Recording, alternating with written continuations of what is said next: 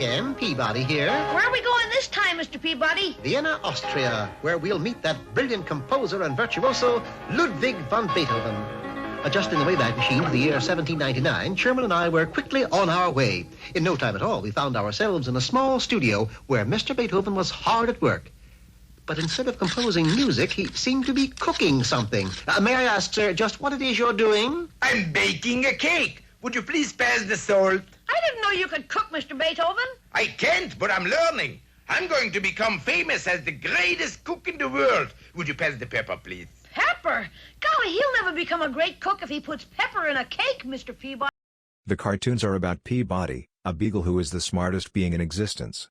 Peabody has accomplished many things in his life as a business magnate, inventor, scientist, Nobel laureate, gourmand, and two-time Olympic medalist.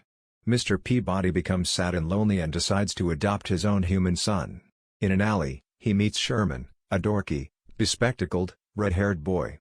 After saving Sherman from a group of bullies, Peabody discovers that Sherman is an orphan and decides to adopt him. After a court appearance and a talk with the president and the government, Peabody becomes Sherman's new guardian. Mr. Peabody tells Sherman to not call him Daddy and to call him by his name, Mr. Peabody, or Peabody. Believing that boys need running room, Peabody invents the Wayback Machine as a birthday gift for Sherman. He and Sherman go back in time to see a Roman speaking in Latin. Peabody adds a translator circuit to the machine so that everyone seems to speak English. They see the Roman again and learn that he is a used chariot salesman. Their next trip is to see Ben Franklin flying his kite, but Peabody and Sherman discover that they cannot interact with the past. Peabody makes some more adjustments, turning the Wayback into a should-have-been machine.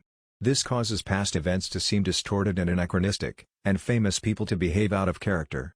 Each of the cartoons usually ends with a bad pun from Mr. Peabody to Sherman, which resulted in a group sour notes played on a tuba, or a bass trombone. Only if the pun was good was the distorted sound not heard.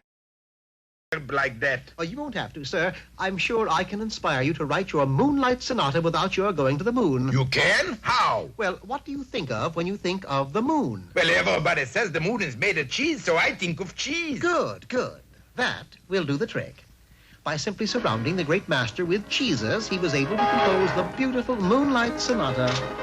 I'll bet that made him happy. Oh, yes. So delighted, in fact, that he even named his first son after a cheese. A cheese, Mr. Peabody? Why, yes, he called him Kranz Beethoven. Naturally, he later on became an orchestra conductor known as, can I say it, Lieder Kranz.